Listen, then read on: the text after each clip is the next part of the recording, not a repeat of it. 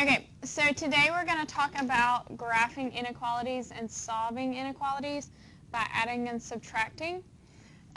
So a few things that we want to talk about is whether when we graph, whether our dot is open or closed. If it is open, it's because you are going to see an inequality sign. This is, do y'all remember what this means right here? This is less than. And then this is greater than.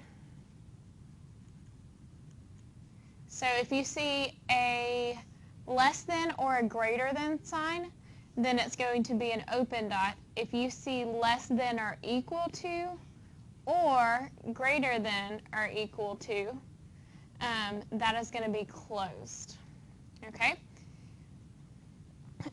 For it to go left is going to be a less than sign. And the way that I've taught kids in the past to look at this is you look at this like an arrow. So see how the arrow is pointing to the left? Arrow's pointing to the left. So that's which way you graph it. Same here. This arrow is pointing to the right. So that's the way we graph it. Right, that's the way, well, we shade. Does that make sense? Okay, and so if you can't remember less than or equal to, it's all right here to the side for you. Okay, and then they also want to remind you that when we're doing our negative numbers, they go backwards. So instead of 1, 2, 3, it would be -3, -2, -1, because the bigger the number is of the negative number, the smaller it actually is. But we'll practice that.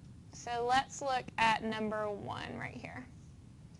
So in number 1, they want us to solve this inequality, and then they want us to graph it. So all I'm going to try to do is I'm going to try to get x by itself. So how would I get x by itself? What would I need to move? You would add 12. So that would give me x is less than 32. Okay? And so I don't know how your teacher taught you last year, but I only make my kids write the one number. So when I go to graph, I'm just going to put a tick mark down here. I'm going to put 32. Now, if it is less than, is it going to be open or closed dot?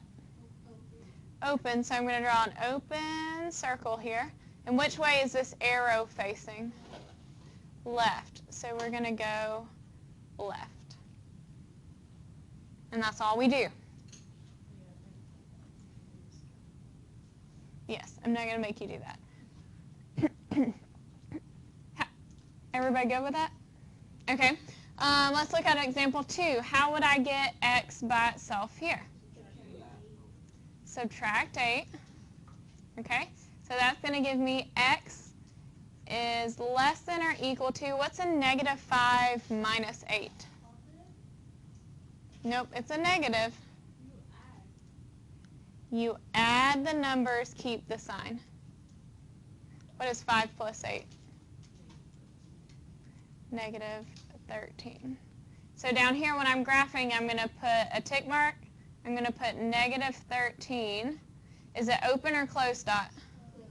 Closed. And which way is the arrow facing? To the left. So I'm going to draw an arrow going to the left. Okay. Now, for number 6, how would I get x by itself? Add 9 to both sides. That's going to be 15 is greater than or equal to x. Okay. And so I'm going to go ahead and put my 15 here. It's going to be a closed dot. Now, in order to tell which way the arrow's facing, we have to always have our x on the left. So what I need to do is I need to actually rewrite this where x is on the left. So I'm going to write x. Now, is the open part of the arrow or the closed part of the arrow facing x? the close. So when I draw it over here, I need to make sure it stays that same way. Okay, now I can look at which way my arrow is facing. Which way is my arrow facing? Left. So it would be going left. Had we not turned around, which way would the arrow be facing? To the right, and that would be wrong. Okay, questions so far? No. Okay, let's try just a few more of those. So let's start with number 1. So for number 1, Chris, how would I get x by itself? Subtract 7 from both sides. That would give me x is greater than 17. Okay, so we come down here and put a tick mark. Put 17. Would my dot be open or closed? Open. And which way is the arrow facing? To the right. Very good. Okay, what about number 5? Samantha, what would you do to get x by itself? Number 5? Oh. I know, it's okay. Sorry. You add 9. Mm-hmm. And that would be 13, so the x is less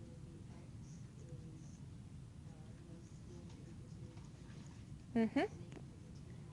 Mm-hmm. Very good.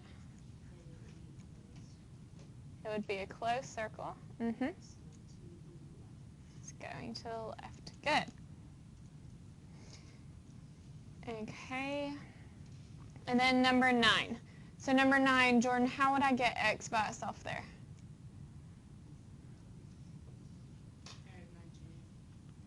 Add 19 to get x by itself? Mm-hmm. We would add 4 to both sides. That would give me negative 15 is greater than x. JJ, can I leave it like that? What do I need to do?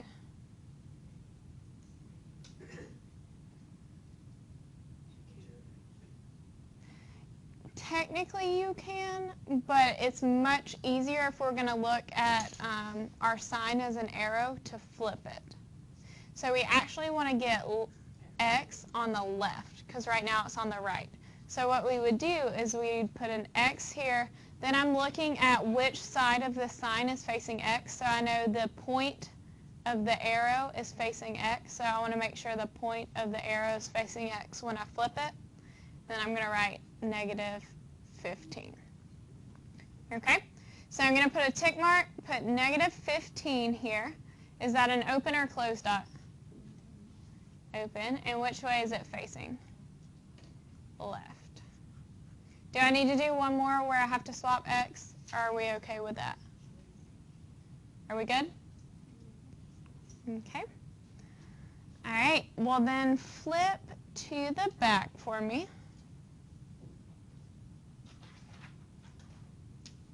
And let's talk about when we have to multiply or divide to get it by itself. Okay, so we've talked about it on numerous occasions. If we have a fraction and we don't want to deal with a fraction, we do what? Multiply by the denominator, okay? So on number 1, to get m by itself and to get rid of this fraction, because we hate fractions, we're going to multiply both sides by the denominator, which is negative 3. So when I multiply on my left-hand side, what happens to my negative 3's? They cancel out, and I'm left with m. Now, do y'all notice this rule over here? It says when you multiply or divide by a negative, you must flip the sign. Did we multiply by a negative? Yes. So instead of it being a less than sign, we're going to flip it, and it's going to become a greater than sign. Okay? And then this becomes a negative 15. Okay, so this is something you're going to want to know, is this rule where if we multiply or divide by a negative, then it's going to automatically flip that sign. Okay, so now we can go ahead and graph this. So I'm going to come down here and put a negative 15. Will, is it going to be open or closed dot? Open. And which way is it facing? To the right. Okay, let's try another one like that. So number 2, if I don't want that fraction, Kate, what am I going to do? So we're going to multiply both sides by 4. So my 4's are going to cancel. I'm going to be left with c is greater than negative 8 times 4. So negative 32. And so I'm going to come down here and graph. So you only flip it when you're doing it by, like, if it was -4? Yes, you only flip if you multiply or divide by a negative. So here it's positive, so we don't flip. It's only if the thing you're multiplying. I know negative 8 or 8 is negative, but we're not actually multiplying by that thing. Does that make sense? So would this be open or closed? It would be open, and which way is it going? To the right.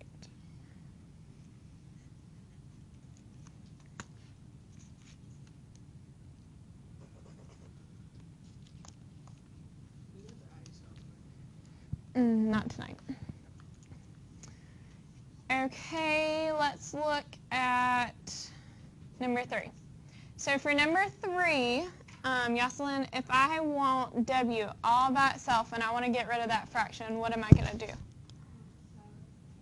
We're going to multiply both sides by 5. So on my left-hand side, the reason I did that is so my 5's would cancel, and I was left with just W. Okay, is 5 positive or negative? Positive, so this sign's not changing. It's going to stay less than. And negative 6 times 5 is a negative 30. Then I want to graph this. So I'm going to put my tick mark. I'm going to put negative 30. Is it going to be open or closed? Open. And which way is it facing? The left.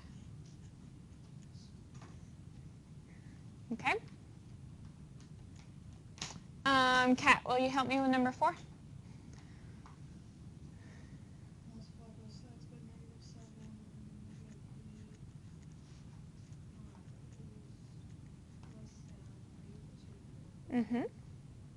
So my 7's cancel.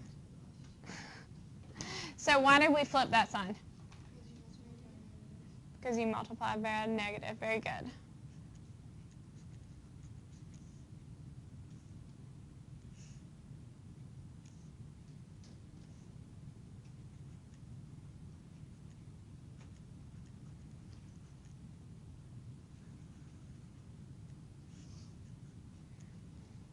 Okay, so number 5 looks a little bit different from what we've been doing. Does anybody have an idea of how we would get P by itself? Very good. So we see that negative 6 and P are being multiplied. So to move it to the other side, I would have to divide to get rid of the negative 6, okay? So that leaves P by itself. Now what happens to the sign since this was negative? It switches. So instead of being less than or equal to, it's going to be greater than or equal to. And 18 divided by a negative 6 is a negative 3.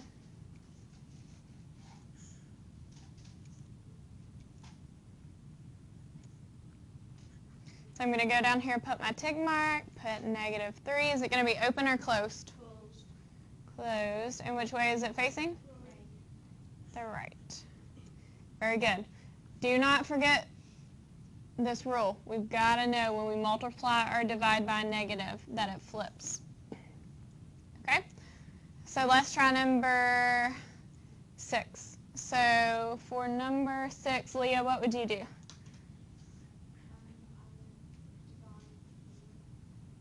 Mm-hmm. Divide 4 on both sides. So that gives me x. Does this sign flip? Why? Okay, but did we actually divide by the negative? No, so actually wouldn't flip. It's only if what we're dividing by or multiplying by is negative. So this would stay the same, and then it would be negative 20 divided by 4 is a negative 5.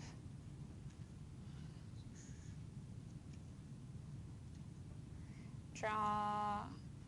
You're going to come down here and put your tick marks in your negative 5. Would it be open or closed?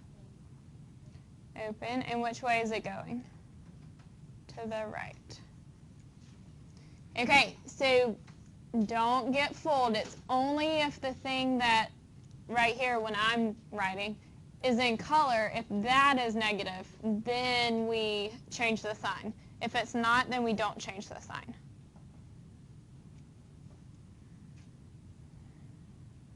Okay, so number 7 gets a little bit more tricky. Who thinks they can do a number 7? Samantha, what would you do? You multiply by 4 on both sides. We multiply by 4 on both sides. And you go up to 3p is less than negative 24. Mm-hmm. And then you divide by 3,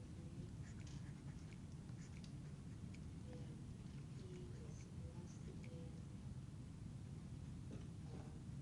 Negative 8. negative 8. Mm-hmm. And then you Put the tick mark. Bring down negative 8. Would it be open or closed? it would be And which way is it facing? Very good. Okay, so we still know how to do these. It's just a few more steps. Okay, Tartania, you want to help me with number 8? Why not? You can do it. Okay, Caitlin, tell me how to do it.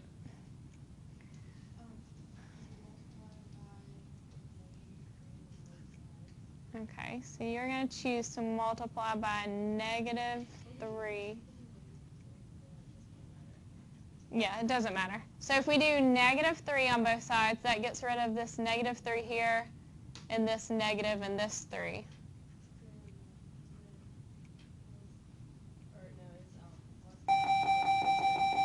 Okay, would it still be less than or equal to?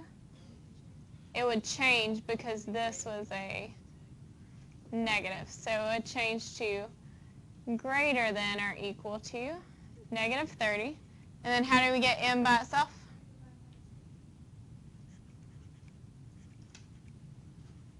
So m would be greater than or equal to negative 15.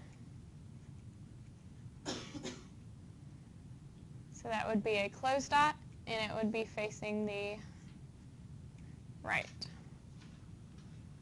Okay, just looking at number 9, Chris, would the sign have to flip or not?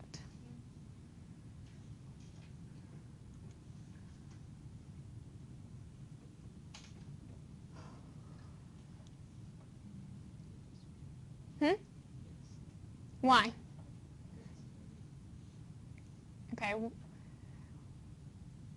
It is a negative, and I want to make sure y'all really understand this. Just because there's a negative number up here doesn't mean something's going to swap.